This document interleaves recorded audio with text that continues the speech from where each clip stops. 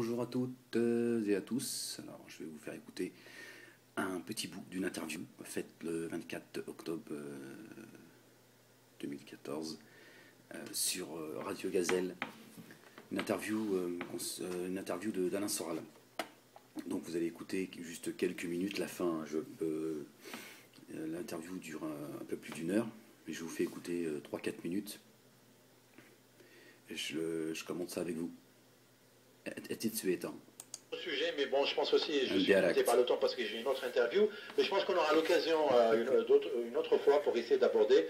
Voilà, je voulais, parce que je sais que vous maîtrisez un petit peu les religions et l'islam, je voulais savoir à peu près, ou peut-être rapidement, est-ce que selon vous, puisque vous l'avez rappelé que vous avez étudié les trois religions monothéistes, et puisque vous parlez beaucoup de politique, est-ce que, selon vous, l'islamisme, ou enfin l'islam, comment dirais-je, est compatible avec ce qu'on appelle la démocratie. Mais vous-même, vous rejetez cette démocratie aujourd'hui, telle qu'elle se pratique, hein, pas le sens de la démocratie, mais telle qu'elle se pratique ici en France. Je pense que le problème aujourd'hui, c'est la dérive de ce qu'on appelle la démocratie, qui est la démocratie de marché et d'opinion, qui est en fait devenue la dictature de l'argent au nom des droits de l'homme et le droit des minorités contre le droit de la majorité. Aujourd'hui, la question, ce n'est pas les religions, c'est la démocratie. Ce qui nous met en danger aujourd'hui, c'est le mensonge démocratique. Et justement, les gens aujourd'hui se tournent vers les religions parce que inconsciemment, même s'ils n'arrivent pas à analyser, ils ont pris conscience inconsciemment, je dirais, du mensonge démocratique. C'est-à-dire du mensonge démocratique par rapport à ses propres promesses. Ce qu'on appellerait la démocratie telle qu'elle fonctionne aujourd'hui est une trahison totale des promesses démocratiques. Et aujourd'hui, les gens qui ont conscience de ça ont tendance à se tourner vers des valeurs sociales et vers des organisations sociales qui leur semblent moins pires ou plus rassurantes, et qui sont en général des organisations sociales fondées sur les religions. N'oubliez pas que l'ancien régime en France qui a précédé les droits de l'homme et la démocratie, c'était la monarchie théocratique qui s'appuyait sur le pouvoir du roi, mais le roi soumis à la religion catholique, vous voyez, et aux valeurs chrétiennes, vous voyez. Donc je pense aujourd'hui que le problème n'est pas du tout les religions, le problème c'est le mensonge démocratique. Et souvent d'ailleurs, on peut répondre au mensonge démocratique en allant chercher, retrouver la loi naturelle dans les religions, vous voyez. Et nos religions à nous sont la religion chrétienne, la religion musulmane et la religion juive, effectivement, qui ont un tronc commun, hein, qui sont, effectivement, mais qui ont été détournés et manipulés, et ça c'est une autre analyse. Aussi bien la religion juive a été détournée, aussi bien la religion chrétienne a été détournée, aussi bien la religion musulmane a été détournée. Hein. Et vous savez très bien que le problème des religions, c'est la trahison des religions, la trahison historique des religions, par les églises et par les hommes, vous voyez. C'est pour ça que régulièrement, Dieu envoie un prophète pour renouveler, je dirais, la vérité prophétique. C'est pour ça. Normalement, il n'y en a plus. Le dernier prophète, c'est Mohammed sallallahu alayhi wa sallam. Mais le Messie doit revenir. Je vous signale que le Messie doit revenir au moment de la parousie. Il faudra bien que quelqu'un vienne vaincre le Dajjal qui est déjà sur terre. Donc je vous rappelle à votre propre religion. Issa doit revenir. Et Issa, je vous signale que ça sera le dernier prophète, puisque ça sera le prophète Issa qui reviendra sur terre pour vaincre le Dajjal. Vous voyez. Donc ce combat est toujours en cours. Et toujours la question, c'est la question de la trahison, de la lente trahison par l'histoire et par les hommes, d'une vérité qui elle était pure. C'est pour ça que Dieu régulièrement envoie un messager sur terre pour renouveler, je dirais, l'alliance, la vérité et la promesse. Et si le dernier historiquement a été Mohammed, c'est vrai. Historiquement, c'est tel qu'il est défini par c'est l'islam qui le définit, la religion musulmane qui le définit. Voilà, c'est le sceau des prophètes. C'est le sceau des prophètes. Oui, mais demain va arriver celui aussi qui va être envoyé, je dirais, l'ultime messager, pour combattre le messager du diable, le Dajjal. Et nous sommes à la veille du combat de demain. C'est un peu comme je disais tout à l'heure, la question, c'est pas la guerre d'Algérie, c'est la guerre civile qu'on essaie d'importer en France. Et le combat de demain, c'est pas une question théologique de savoir qui détient la vérité des descendants du prophète, et quel hadith on doit opposer aux autres. Est-ce que c'est les sunnites contre les chiites, les takfiriques contre les soufis, etc. La question, c'est demain, qu'est-ce qu'il y a dans les hadiths, et qu'est-ce qu'il y a d'ailleurs dans l'Apocalypse de Jean? Quels sont les bons chrétiens qui doivent s'unir avec les bons musulmans pour lutter contre les faux musulmans et les faux chrétiens qui vont, eux, être les armées du Dajjal? Et c'est cette guerre-là qui arrive demain. Et je pense que quiconque a une âme pure et écoute son cœur, c'est exactement qui va se retrouver en face de qui. Vous voyez? Et pour ceux qui ne l'ont pas compris, je dis, lisez Jérusalem dans le Coran de Sheikh Imran Hossein et lisez le livre qu'on va sortir bientôt de Sheikh Imran Hossein, Gog et Magog. Vous voyez? Je me disais quand même. Ça peut aider. Voilà. Et je pense, et d'ailleurs, je vous préviens que même en tant que musulman, nous rééditons demain les évangiles, c'est-à-dire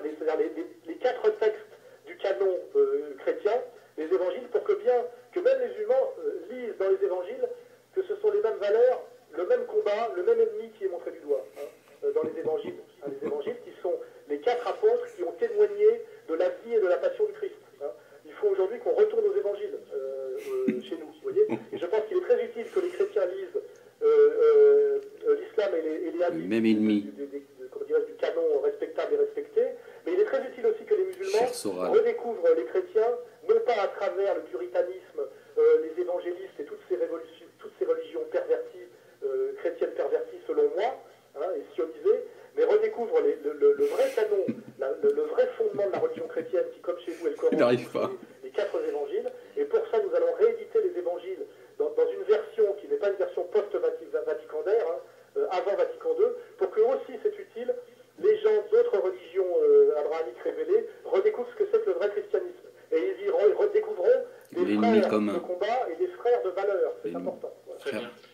Frères de combat contre l'ennemi commun. Je crois que vous m'avez compris. Hein, c'est le message de Cher Soral. Vous avez vu, il a fait une petite... il a dit non, l'Algérie, parce que le débat, l'interview a duré plus d'1 heure. Et l'animateur, il lui a posé la question sur l'Algérie. Il a dit alors l'Algérie, tout ça, le 17 novembre, etc. Le 17 octobre plutôt. Soral, il a dit, oh, il a dit, vous en pensez quoi et tout. Soral, il a dit, en gros, j'étais presque pané, quoi. Donc franchement, je ne pense rien. Ça ne m'intéresse pas, j'avais 3 ans. Donc ça ne m'intéresse pas. C'est que la Shoah qui l'intéresse. Là, il a dit non, ça ne m'intéresse pas. D'abord, les chiffres ont été truqués. D'après Soral, il y avait 1 mort. C'est tout. Et donc, là aussi, les chiffres ont été gonflés. D'après Soso. C'est un intime, donc il l'appelle Soso. Cher Soso. Il a dit, en gros, il dit à l'animateur, mais au moins merde, pour utiliser l'histoire de l'Algérie. On vous emmerde, on vous a colonisé pendant 130 ans. Tu veux quoi, qu'on vienne chialer sur ton Algérie? Donc voilà, la réponse était claire. Ça ne m'intéresse pas, j'étais encore un gamin. Mais curieusement, la Shoah, ça m'intéresse. Et bon, c'était pas le sujet de la vidéo. Donc vous avez entendu, hein. C'est très intéressant parce que là encore, on revient au niveau, c'est-à-dire c'est au niveau de là où il peut plus aller plus haut, Soral. Je sais pas si ça se dit, sa racialité. En fait, il ramène tout est réfléchi, pensé, commenté au niveau de la race. Il ne peut pas faire autrement. C'est-à-dire même dans la transcendance, c'est-à-dire même dans la religion, il te parle de race. Hein, vous avez vu, souvent je reviens sur le nationalisme religieux qu'on tente de nous imposer en disant aux musulmans de France, ce qui se passe de l'autre côté de la Méditerranée, ça ne vous concerne pas, ce qui se passe en Irak, en Syrie et tout, ce sont des musulmans, mais pas comme vous, chacun son... Et Soral, il fait la même chose. Soral nous explique que... il y a un côté un peu chiite. Il nous explique que les 3 religions ont été modifiées en fait, ont été détournées. Voilà le mot plus exact. Et donc Soral, il mélange le vrai avec le faux. D'accord. Il nous parle du message pur, ce qui est vrai, et il nous parle il nous rappelle que le judaïsme a été détourné, le christianisme a été détourné, et que le Coran l'islam a été détourné aussi, d'accord, par la main de l'homme. Donc, ce qui veut dire que pour Soral, le Coran n'est plus valide. Ce que disent les chiites, en fait, d'après Mimi Mati, il est incomplet. C'est un spécialiste en théologie, apparemment méconnu mondialement. Donc il nous explique qu'il a Dieu il a oublié des choses, pureté à lui. Et donc d'après Soral, le dernier des prophètes sur le plan historique, c'est bien Mohamed, paix et salut de Dieu sur lui, mais pas sur le plan prophétique. Là Jésus, notre bien-aimé Jésus, il va redescendre, rectifier ce qu'a oublié notre bien-aimé Mohammed, paix et salut de Dieu sur lui.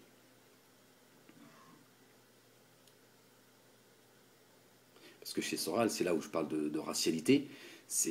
Soral, c'est... Désolé pour vous les Arabes, hein, le sceau des prophètes, le message ultime, c'est le pote à Bibi. Il nous avait prévenu, Soral, on n'a pas voulu l'écouter. Qu'est-ce qu'il nous a dit, Soral? Il a dit, il sera à mes côtés.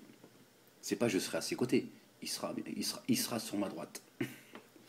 Il y a blabla à gauche, donc la place, elle est déjà prise. Il a sa secrétaire. Dieu donné blabla. Il a dit, Jésus sera à ma droite. Alors, on comprend mieux maintenant, parce que moi, il n'avait pas donné, Cheikh Soral, il ne nous avait pas tout expliqué. Alors, nous, par petits bouts, à un moment donné, on est perdu. Là, on sait. On sait que là, c'est le peuple élu de l'élu. C'est-à-dire que là, les Juifs, non, ça y est, ils sont dépassés là. Là, le message ultime, ce sera un blanc. Parce que si... Bon, j'arrive à lire entre les lignes, hein, je pense que vous aussi, il n'y a pas besoin de le connaître de près. Hein, bon, moi, je connais l'oiseau, donc... mais Soral, elle écoutait Jésus, et il est né dans la Gaule, en fait. Pour lui, c'est un Gaulois. C'est quelqu'un qui a des cheveux longs, une barbe, et il est blanc. C'est ce qu'il nous explique, Soral. Il nous dit, ouais les gars, mais comme dirait Blabla, c'est le fils du taulier. Et là on est tout en haut. Et on est en haut de la montagne. Et là, c'est ce qu'il nous dit, Soral. Vous avez vu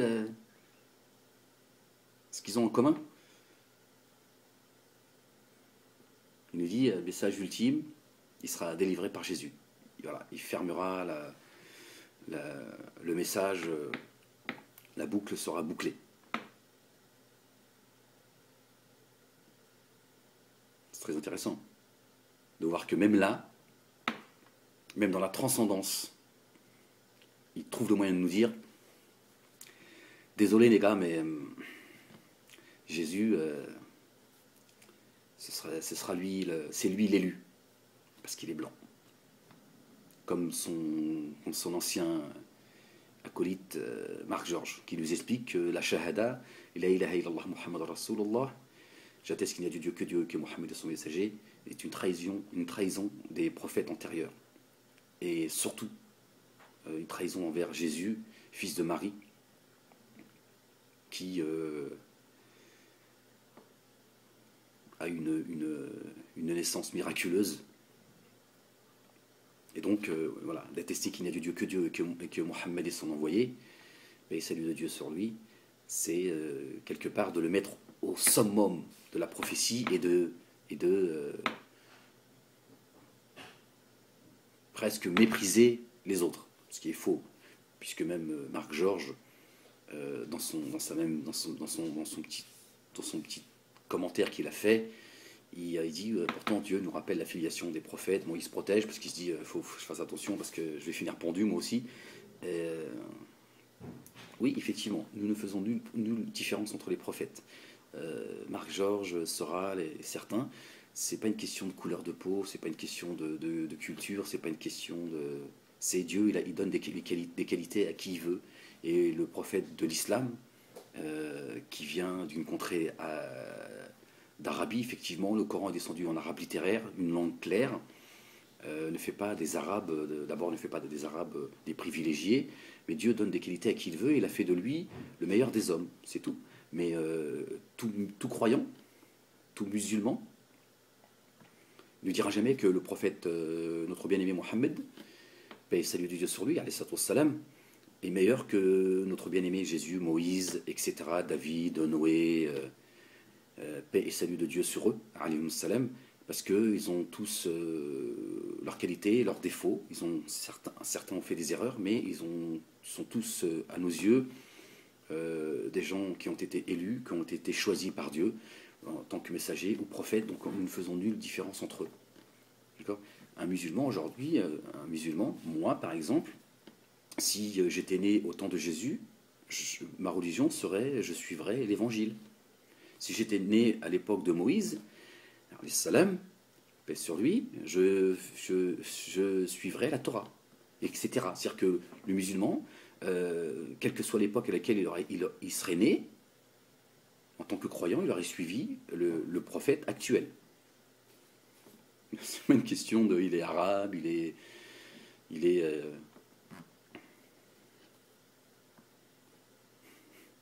voilà. C'est-à-dire que même là, vous racialisez les rapports. Vous n'arrivez pas à sortir de votre réflexion qui est limitée au racialisme. C'est-à-dire que, voilà, vous pouvez pas, pour vous, c'est le summum. À un moment donné, vous dites non, c'est nous. Non, c'est ça la transcendance. C'est de s'ouvrir aux autres et de regarder, c'est pas... Donc il n'y aura pas de message ultime de notre bien-aimé Jésus. Notre bien-aimé Jésus redescendra, s'il redescend, Allahu a'lam, je pense qu'il redescendra, puisque c'est comme ça que les savants l'expliquent, il redescendra en tant que musulman, parce que tous les prophètes de Adam, alayhi salam, paix sur lui, jusqu'au dernier des prophètes, le sceau des prophètes, Mohammed, paix et salut de Dieu sur lui, ont eu le même message.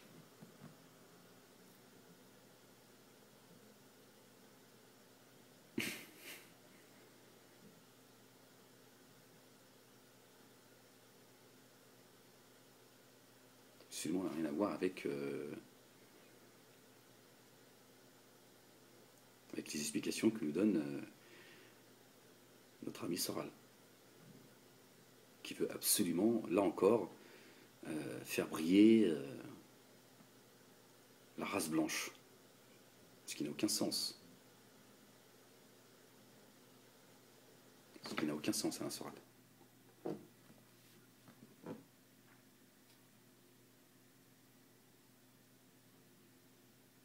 Alors, il peut y avoir une mauvaise interprétation du Coran chez certains.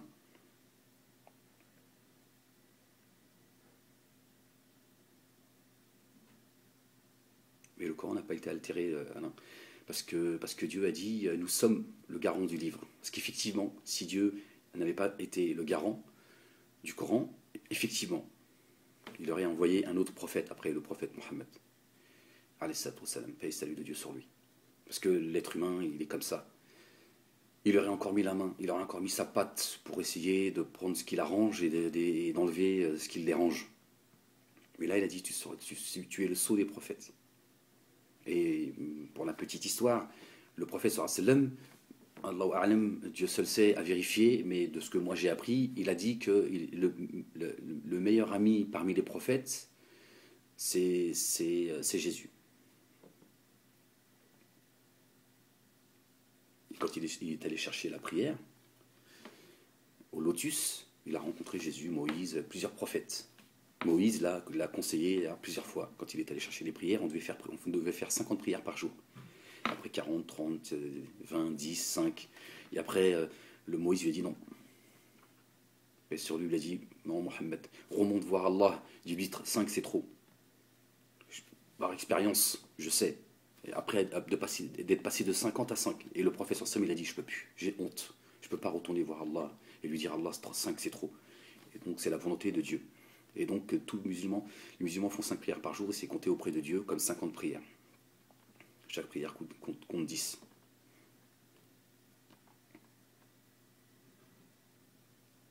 Mais c'est très, très, très étonnant, cette obsession de vouloir sans cesse tout racialiser. Tout. Tu sais, Alain Soral, pourquoi le malin, Satan, il est sorti du paradis? Pas par sa mécréance. Il est plus croyant que toi et moi. Lui, il dit j'atteste qu'il n'y a de Dieu, que Mohammed et son envoyé. Sans aucune hésitation. Il s'est adressé directement à Dieu. Tu sais pourquoi il est sorti du paradis? Il a été maudit il sera maudit jusqu'à la fin des temps. Et ce sera pour lui l'enfer éternel. Si Dieu un jour décide de le pardonner, c'est Dieu qui sait. Mais voilà ce qui nous a été enseigné. C'est pour ça d'ailleurs qu'il essaiera d'emmener le plus de monde avec lui en enfer, parce qu'il pense que c'est de notre faute s'il en est arrivé là. Par orgueil, Soral. Ce que tu es en train de faire. Et tu sais ce qu'il a dit? Satan, il a dit exactement ce que tu es en train de dire, Alain Soral. Dieu, il a demandé aux anges de se prosterner devant Adam. Après leur avoir dit, ne vous ai-je pas dit que je sais ce que vous ne saviez pas? Alors, il a expliqué plein de choses, il a tout appris à Adam, tous les noms. Il a dit, Adam, enseigne ces noms aux anges. Et ils ont dit, après Dieu, il a dit aux anges, ne vous ai-je pas dit que je savais ce que vous ne savez pas? Et il a dit, prosternez-vous devant Adam. Ils se sont prosternés par obéissance envers le Seigneur des mondes. Il a dit à Satan, prosterne-toi devant Adam. Satan, il a dit non. Tu m'as créé de de feu sans fumée. Tu as créé Adam, l'homme, ce vicaire de terre et d'argile vile. C'est à peu près ça, je le dis avec mes mots. Hein. Donc après ceux qui ont envie d'en savoir plus ou d'être plus précis, je vous invite à ouvrir le Coran. Et Satan, il a dit non. Hors de question, Allah. Moi, je suis mieux que lui. Je ne me prosternerai pas. Dieu l'a chassé du paradis. Il a demandé une faveur. Dieu a dit soit, c'est Dieu. Il est le connaisseur de toutes choses. Le passé, le futur, ça n'existe pas pour Dieu. Il sait, tout est écrit. Le livre est fermé et l'encre elle est sèche. Et Satan, il lui a dit, par ta toute puissance, je détournerai, par ta toute puissance, comme quoi il est croyant, par ta toute puissance, Allah, je détournerai un maximum de gens. Et Allah, il a dit soit, cette faveur t'est accordée, tu ne toucheras pas aux gens que je guiderai. Et à chaque fois que tu détourneras une personne et qu'elle me demandera pardon, alors elle sera pardonnée. Le miséricordieux, le tout miséricordieux. D'ailleurs, dans le Coran, je pense que tu as pu le constater, Alain Soral, avant chaque verset, il est dit Bismillahirrahmanirrahim, qui est traduit au nom de Dieu, le miséricordieux, le tout miséricordieux. Bon, après, traduction, trahison, hein, ça vient de la racine trahison, donc, mais on peut le traduire comme ça. Sauf dans un seul verset où on retrouve sa miséricorde au milieu du verset. Il est le tout miséricordieux. Tu vois? Et donc, Satan, il fait comme toi. Il dit non. Je ne me prosternerai pas devant Adam. Et toi, tu dis, je suis. Moi et les miens, nous sommes la race supérieure. Et donc, Jésus redescendra pour le message ultime. Parce que nous sommes la race supérieure. La race aryenne. Tu vois? C'est un enseignement pour nous, Alain Soral. Donc, d'ouvrir le Coran, c'est une très bonne chose. C'est très bien, il faut le faire. Et après, il faut essayer de se faire aider par des gens qui ont un minimum de compréhension. Et ça, c'est un petit enseignement que je viens de donner là, parce que j'en ai pas les compétences, mais c'est l'un des enseignements qu'on peut en tirer.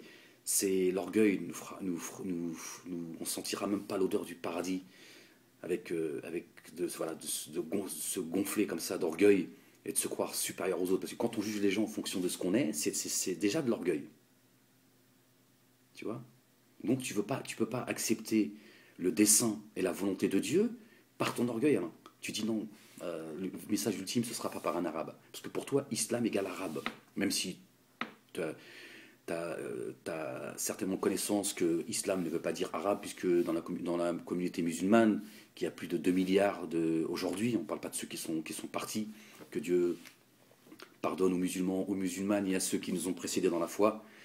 Tu sais très bien que voilà, je pense que tu as connaissance que dans ces 2 milliards de musulmans, il y a 10 ou 15% d'arabes. Le reste, ce sont des noms arabes. Donc je perds du fil, mais c'est pas grave. Donc tu vois, voilà, tu peux pas accepter le message final, on va dire, hein, le sceau des prophètes, parce que tu regardes la prophétie de notre bien-aimé Mohammed, paix et salut de Dieu sur lui, comme étant quelqu'un qui ne te ressemble pas. Et te sentant supérieur à l'arabe, tu dis non, non, ce sera Jésus qui aura le dernier mot, parce que là, pour moi, c'est inacceptable. Et c'est ce qui est arrivé aux Juifs au temps du prophète sallallahu alayhi wa sallam, qu'il y a des Juifs, des érudits qui ont reconnu le prophète sallallahu alayhi wa sallam. Paix et salut de Dieu sur lui. Ils ont dit, c'est toi l'envoyé de Dieu, on t'attendait. Tu es inscrit dans nos écrits. Il y avait la marque du sceau de la prophétie sur une de ses épaules, me semble-t-il. Il rendait le mal par le bien, et je ne sais plus quoi. J'ai oublié. Donc ils ont vérifié, et ils se sont aperçus que c'était lui. Mais ils ne l'ont pas accepté, tu sais pourquoi? Parce qu'il était arabe. Il ne venait pas de leur peuple. Il ne venait pas des leurs. Et il y en a certains même qui ont dit que s'il y avait 10 juifs qui s'étaient convertis à son époque, à vérifier, hein, c'est ce que j'ai appris, s'il y avait 10 juifs qui s'étaient convertis à son époque, les juifs se seraient tous convertis, la majorité se serait convertie à l'islam. Mais par orgueil, ils ont dit non. Non, on te reconnaît comme étant l'envoyé de Dieu, mais comme tu viens d'une contrée arabe, tu viens pas, t'es pas juif, quoi, on ne t'acceptera pas. Mais on te reconnaît en tant que prophète, parce que c'est bien toi qui est... Tu vois? Donc on en revient encore là à ce qui est l'une des choses les plus mortelles, selon moi, bien évidemment, pas selon...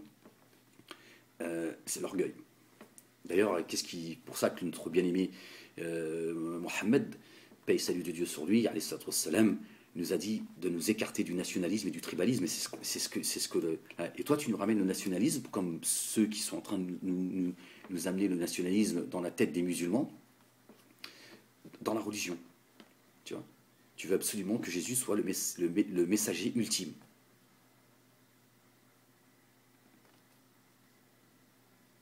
Ça va pas du tout le chauve. Hein. Je trouve qu'en ce moment, tu files un mauvais coton. C'est pas sérieux, ça. Hein. Voilà, donc, voilà, je voulais juste, apporter une critique aux propos tenus d'Alain Soral. Et regardez comment l'être humain, peut être parfois stupide. Et il va à sa perte, à part ceux qui s'enjoignent la patience et la piété, on va dans le mur, quoi. Parce que l'orgueil. Et essayez de ne pas oublier que c'est comme ça qu'est sorti Satan du paradis, pas parce qu'il était mécréant. Il est plus croyant que vous et moi. Que Dieu affermisse nos pas et nos cœurs, qu'il illumine nos cœurs, mais c'est une réalité. Lui, il n'a aucun doute. Aucun doute. Il n'est pas envahi par le doute. C'est pour ça que c'est un ennemi déclaré. Il ne lâchera pas, lui. Lui, il ne se dit pas, ouais, non, peut-être tout ça. Il se dit, il faut que je les emmène avec moi. Je les emmène avec moi parce que c'est à cause d'eux que je suis sorti du paradis. C'est, voilà, toujours par orgueil, parce qu'il se dit, finalement, si Dieu n'avait pas créé Adam, j'étais bien tranquille tout seul. Il a fallu qu'il crée Adam, et puis résultat, il a voulu que je me prosterne devant lui. Donc il pense que c'est à cause de nous qu'il est sorti du paradis. C'est à cause de son orgueil. C'est ton égalité réconciliation. Tu veux absolument te réconcilier avec nous, Alain Soral. Quand je dis nous, je ne peux pas dire les choses différemment. Mais en fait, il faut te réconcilier avec toi-même. Tu veux te réconcilier avec moi, pourquoi faire? Je n'ai pas de problème avec toi, moi. Je ne te regarde pas comme un blanc. C'est ton orgueil qui fait que tu as un problème avec moi. Mais moi, j'ai pas de problème avec toi. Moi, je ne regarde pas les non-croyants comme des non-croyants. Tu vois, je demande à personne j'oblige personne à croire en Dieu. Tu ne m'embêtes pas dans ma croyance, par contre. Tu ne viens pas empiéter dans mes tu vois?